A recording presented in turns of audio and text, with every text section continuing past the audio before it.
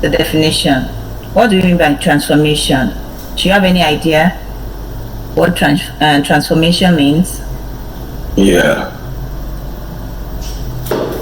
Okay, meaning you're trying to change a particular shape from its present position to another form. That's the literal meaning of it. Let's look at the definition here. How are you doing? Okay, a transformation involves taking a pre-image and transforming it in some way to produce an image. Do you understand the definition? Yes, I understand the definition of transformation. Okay. So let's move on to the next slide now.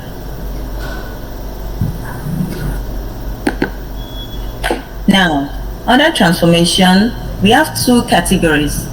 We have the one that is called the rigid transformation and the non-rigid transformation. Under the rigid transformation, when you change the size or when you have the transformation being made, it does not affect the shape or the size of the image that you're going to have. You understand? But for non-rigid transformation, the size will change, but the shape remains the same. So we're going to look at transformation that falls under the rigid type and the one that falls under the non-rigid type. The rigid type involves the one that the shape or the size is not affected at the end of the day. The non-rigid type, the shape is not affected, but the size either increases or decreases. You get that? Yes, ma'am. Okay, let's move on to the next slide. Okay, now we have here types of transformations. We have the translation, flexion, rotation, dilation. So we have a short word that can easily allow us to identify each of these transformations. Like translation now, you're having a shift, you're moving. It involves movement. That's why I wrote here shift or slide. Reflection, you're trying to reflect, flip. Just like when you have a swimming pool and then you look down, you can see your face being reflected, right? Or maybe you look through a shining surface, you can see your face being reflected, or in the mirror. The rotation, a turn, angle is involved here. Maybe you want to turn clockwise 90 degrees or maybe 180 degrees. And dilation. Dilation means either you are reducing that image or you are enlarging the pre-image. Okay. Any questions so far? No, ma'am. Okay. To the next slide now. Now, let's look at what translation means. A translation is a transformation that moves all points of a figure the same distance in the same direction. So basically here for translation, we are moving our object through a particular distance. That means we are shifting the position. We are not altering anything in the object that we have.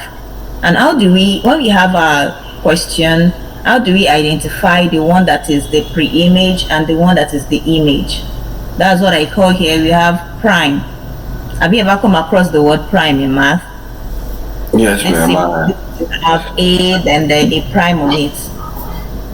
So this symbol tells us our image. So we are either moving from, let's say this A is a pre-image, then you're transforming it to what? A prime.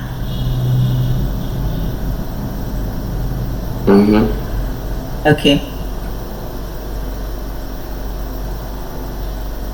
Now, how do we describe a translation? To describe a translation, we need to know the direction. Are we moving left or right? Are we moving up or down?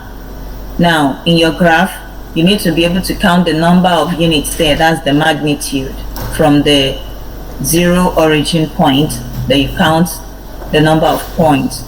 And then we could also express or describe our translation in coordinates notation. And how do we do that? Because we are shifting position, we can either add more or less. That means if you have your pre-image to be X, Y, and then you can translate it to be X plus or minus A, Y plus or minus B. We're going to look at one example to illustrate this better. Are you ready for that?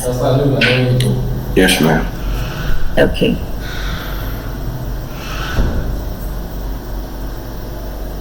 Okay, look at this now. I'm going to give you access to the pen.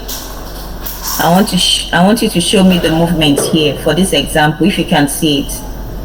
Yeah. Describe the following translation in words and in coordinate notation. First of all, point to the pre-image for me in this diagram. I think we have that looks like a parallelogram.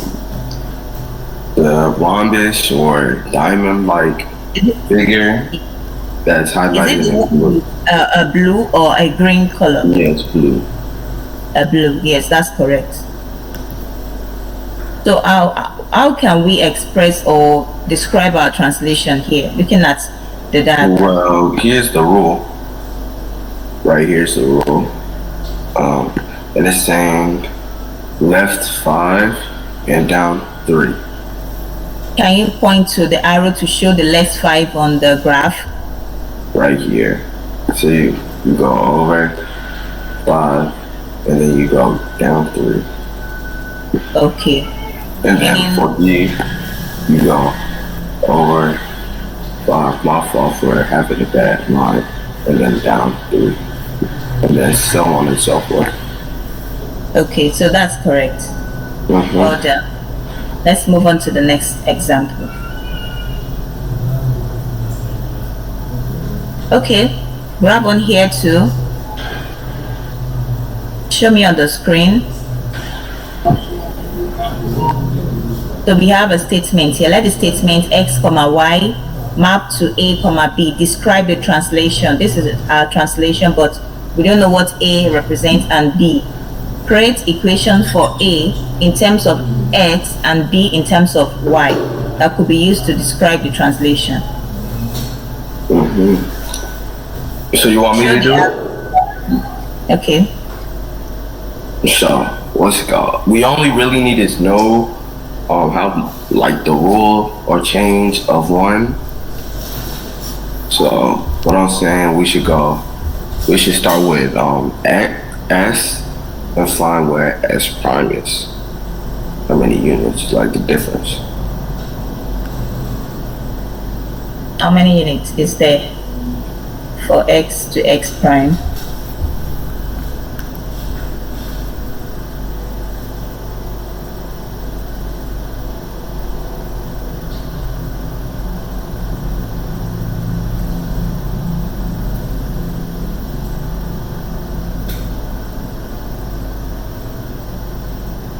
Well, I'm pretty sure it's plus 9 units and down 5 units.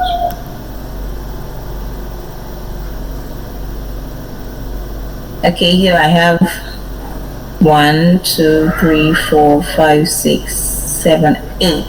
So it's plus 8 and then down 5. All done. Okay, let's move on now. Now to reflection. As we have said earlier, using the example of the mirror, when you look at yourself at the mirror, what did you see? You see yourself being reflected. So a transformation which uses a line that acts like a mirror with an image reflected in the line is called what? A reflection. The line which acts like a mirror in a reflection is called the line of reflection. So we're going to be needing this to describe an under reflection. Let's move on to how to describe a reflection.